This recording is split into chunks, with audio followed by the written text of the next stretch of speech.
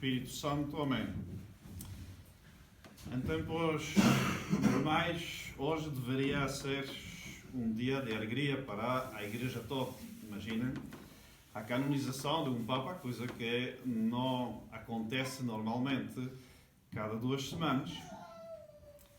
Deveria ser, obviamente, um motivo de muita alegria para nós, fiéis da Santa Igreja Católica. Mas acontece que esta canonização, que deve estar a decorrer dentro de poucas horas, realmente não tem nada para alegrar um fiel católico.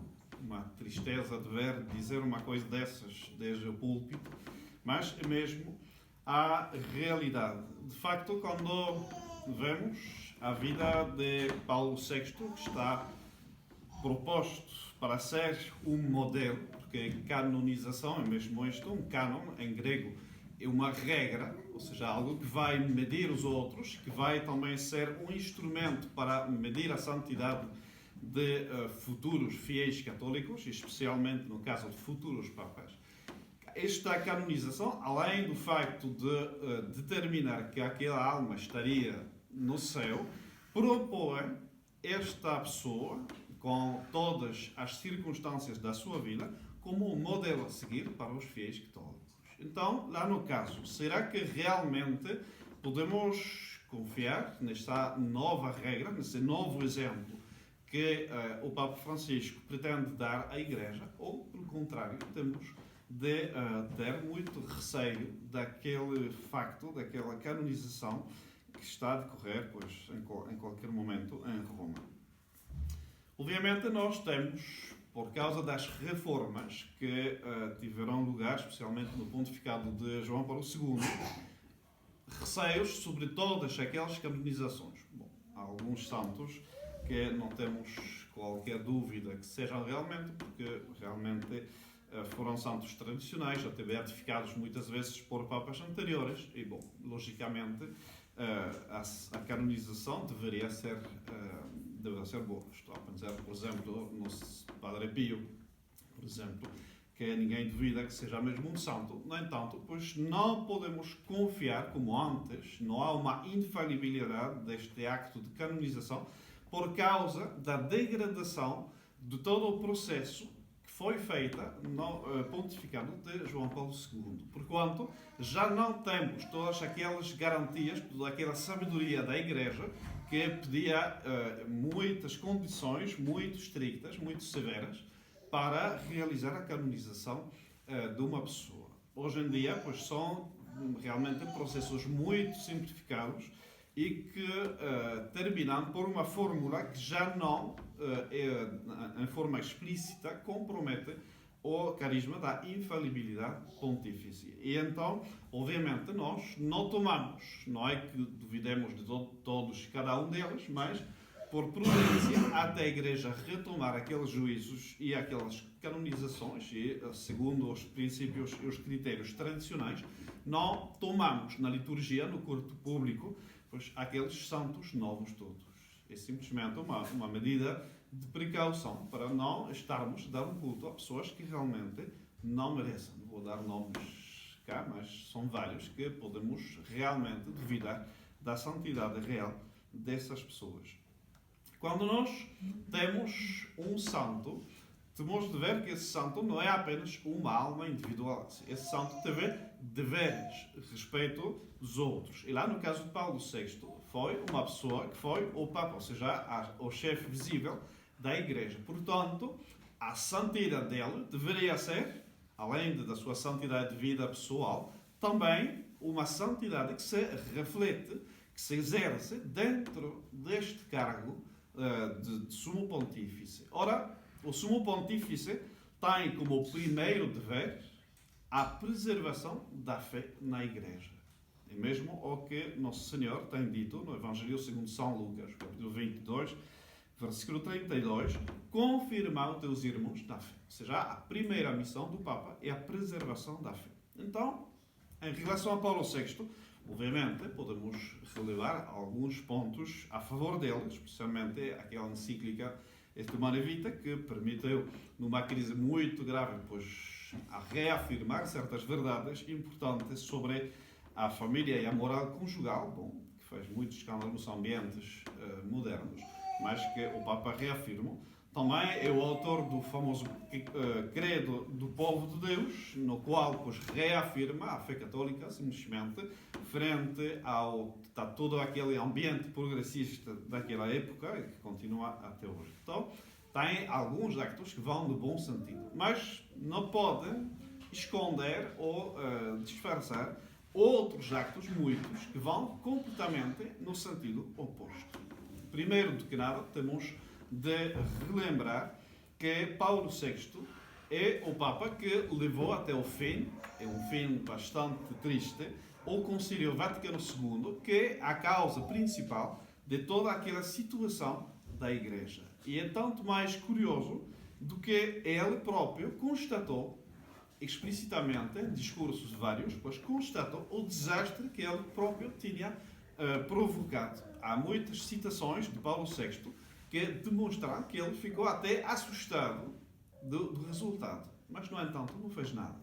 Não disse em nenhum momento, pois essas consequências nefastas que eu estou a denunciar, pois têm a sua raiz no Concílio Vaticano II, porquanto, enquanto Papa, pois anula aquele concílio. Tinha todo o poder, como o Papa é a única autoridade que pode aprovar um concílio, e um concílio tem a autoridade enquanto aprovado pelo Papa. Porquanto, se o Papa tinha dito, bom, foi um erro, vamos voltar atrás e não está aceito mais aqueles textos, pois simplesmente ficava o concílio anulado, sem efeito. Mas não tem feito nunca isto. Lamento as causas, os efeitos, mas não quis, pois, remediar as causas. Ele tem frases muito fortes. A Igreja encontra-se em um momento de inquietação, de autocrítica, mesmo que seria dito se pode dizer, de autodestruição. É como se a Igreja estivesse se danificando. Ele estava muito consciente daquela situação depois do concílio. Em muitos aspectos, o concílio não nos deu até agora a tranquilidade, mas provocou distúrbios e problemas nada úteis para reafirmar o reino de Deus na Igreja e nas almas. Então, um concílio que, longe de ser bom, pois foi mesmo danificador para as almas. E chegou a dizer, inclusive, em 29 de junho de 72, a fumaça de Satanás entrou através de alguma fenda no templo de Deus. Dúvida, incerteza, problema, inquietação, insatisfação, confronto são a ordem do dia. Ele, como muitas vezes acontece com os modernistas, fez um diagnóstico bom, mas não pôs qualquer remédio. É como um médico que só diz, o senhor tem tal doença, mas não prescreve remédio nenhum e deixa a pessoa morrer. Pois não é um bom médico, como é bem evidente. Paulo VI também tem o seu nome ligado à reforma litúrgica, mesmo se começou antes, mas ele foi quem aprovou, muitas vezes em forma muito imprudente, no sentido de nem sequer ter lido o que estava lá. Por exemplo, quando suprimiu as oitavas, em particular de Pentecostes, na segunda-feira de Pentecostes, é um episódio famoso, ele chega na sacristia de São Pedro a celebrar a missa e vê os paramentos verdes. E diz, mas hoje toca vermelho, não é verde. É o sacristão que fica, mas a sua santidade é que decidiu isto. Eu? Sim, tem lá um decreto assinado para a sua santidade, que anulou a oitava. Não lembrava.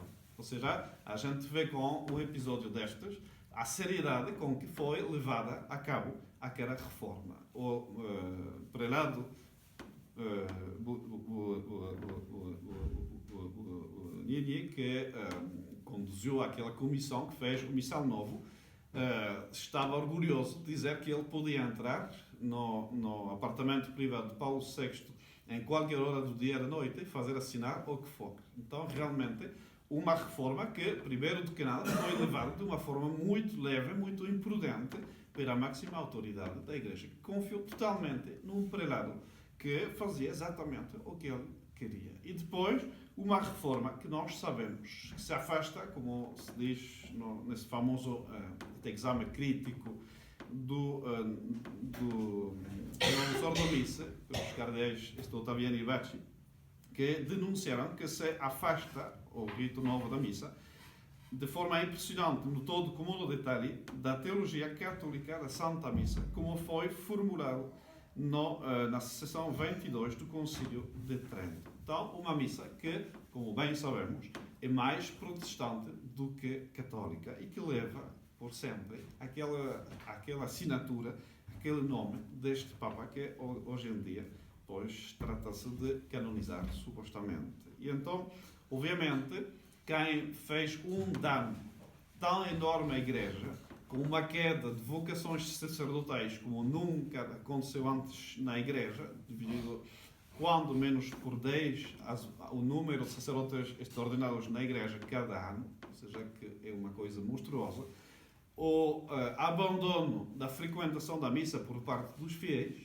Cá em Portugal estamos com números gloriosos de 30% dos católicos a assistirem ainda à missa, mas na França é mais ou menos um 3% que está em muitos países, e isso são 7% dos católicos, mas representa mais ou menos 3% dos franceses todos, quando antes do concílio era 95% dos católicos que iam à missa e representava 80% dos franceses. A gente vê o resultado concreto nos países, pois, nas paróquias, daquela reforma, pois, que leva o nome de Paulo VI. E Paulo VI também um homem, um Papa que se caracterizou pela perseguição que ele fez em forma muito violenta, muitas vezes, contra todo aquilo que defendia a tradição.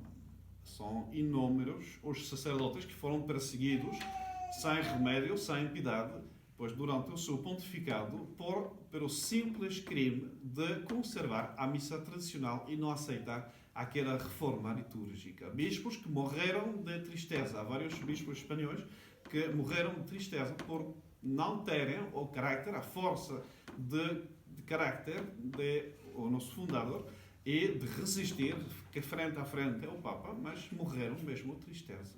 Eu conheço os sacerdotes que também estavam, mais ou menos no mesmo caso, jogados fora das suas paróquias, deixados sem recurso nenhum, sem qualquer apostolado e abandonados pelos seus bispos. Tudo aquilo aconteceu, obviamente, no pontificado de Paulo VI, porquanto a responsabilidade também de Paulo VI. E uma coisa que, obviamente, nos toca de mais perto e que é diretamente a responsabilidade do Papa é a forma em que ele tratou o nosso fundador, que pedia simplesmente, na altura, o direito, a possibilidade de continuar a fazer a experiência da tradição. Dizia ele, pois todo mundo faz experiência disto, daquilo, do outro, pois eu quero simplesmente fazer a experiência de continuar a fazer o que a Igreja fez. E a resposta de Paulo VI foi a suspensão ad divinis, já a proibição para um bispo de exercer o seu sacerdócio. Nós, obviamente, passamos por cima daquela proibição, mas foi uma injustiça total, porque foi fundamentado na suposta proibição da missa, porquanto de todo o que preparava a continuidade da celebração daquela missa, especialmente as ordenações sacerdotais. E então essa grande injustiça, essa condena do nosso fundador, com argumentos totalmente falsos, como reconheceu até o Papa Bento XVI, que reconheceu que ninguém podia proibir a celebração desta missa, como fica bem claro pela bula de São Pio V. Pois foi uma grandíssima injustiça, muito pública, muito alevosa, pois, e então mais algo a pôr a cargo deste Papa Paulo VI. Então, frente a uma vida tão contrastada, com alguns pontos positivos e outros muitos negativos, há várias explicações que se podem dar. Alguns dizem, muito simples, Paulo VI era uma herege, porquanto não era Papa e pronto, acabou o tema. Outros vão procurar em visões, revelações, não sei o quê, pois coisas com que supostamente haveria uma substituição de um Papa para outro, não sei o quê, que o Papa Paulo VI estaria conservado em fresco, pois, nas caves do Vaticano. Pois, explicações que evidentemente, pois, podem ter certa atratividade, mas que não são necessárias. Dom Lefebvre sempre disse que não acreditava em nenhuma dessas explicações, mas que a explicação era simplesmente o liberalismo de Paulo VI, coisa que foi reconhecido pelos amigos deles. Não lembro agora o nome de Cardel, que disse que, obviamente, Paulo VI foi um Papa liberal. O liberal é aquele que não acredita numa verdade objetiva que se impõe para todo o mundo.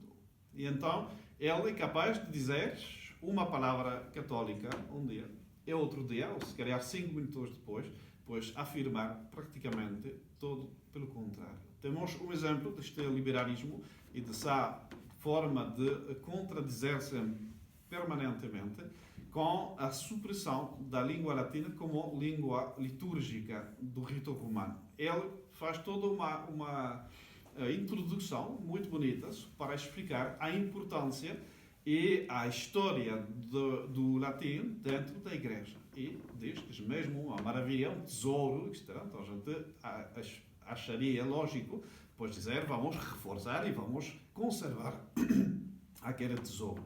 Mas a conclusão dele, na segunda parte daquele documento, ele fala que vai ser preciso sacrificar aquele tesouro para agradar aos irmãos protestantes. Então nós temos um tesouro, mas em vez de conservá-lo, como o bom senso marcaria, pois não, vamos deitar isto fora e abandonar aqueles roupas solenes, como ele diz, pois, do latim, para adotar as línguas vernáculas na liturgia. Então, um documento que é absolutamente absurdo, contraditório, mas que é bem característico da forma de ser e de pensar daquele homem, de Paulo VI, que esperemos, porque ninguém pode desejar o inferno para ninguém, esperemos que se tenha salvado e que temos toda a certeza, com aqueles exemplos, que não merece, com certeza, estar num altar canonizado como um santo. Por que é que fazem isto? E simplesmente para canonizar nem tanto a pessoa, mas sobretudo a sua obra, no caso, o Concílio Vaticano II e a Missa Nova. Quem depois disto vai poder se opor a uma missa feita por São, entre muitas aspas, Paulo VI. Vamos ter a missa de São Pio V, na Santo de Verdade, e depois, como que num nível de equivalência, pois, a reforma de São Paulo VI. Quem vai poder dizer, já ouço os modernistas a me dizer, um padreco da fraternidade a se opor a um santo da Igreja Católica. Pois, é lá que reside toda a gravidade daquela cerimónia, que vai dar uma autoridade ao erro liberal e modernista dentro da Igreja. E nós ficamos com mais dificuldade ainda para convencer as pessoas da maldade do concílio e da maldade do rito novo. Então, é realmente um dia muito triste na história da Igreja, um engano dos fiéis católicos que, em vez de receber uma regra cânon, mais uma vez, boa, que vai levar para o céu, pois estão, mais uma vez, soterrados no erro e nessa falsidade, pois, do concílio e da missa nova. Então, a nossa atitude, pois, é muito simples. É retomar o que limos há poucos minutos na Epístola de São Paulo aos Efésios. Leiam isto, meditem, é simplesmente o que nós temos de fazer. Não é preciso virar-se de vacantista, não é preciso se alarmar demais. É uma situação que simplesmente continua e nós temos de permanecer bem fiéis no depósito, na defesa daquele tesouro da Igreja, doutrinal, disciplinar, litúrgico, no seu conjunto, aquele que se chama tradição, pois com um T maiúsculo, é que nós temos de preservar e é o que nós temos também de viver cada vez mais nas nossas vidas cotidianas. Pois. E lá temos, com certeza, uma regra, um cânon que vai nos levar para o céu, com a graça de Deus. Assim o seja. Em nome do Pai, do Filho e do Espírito Santo.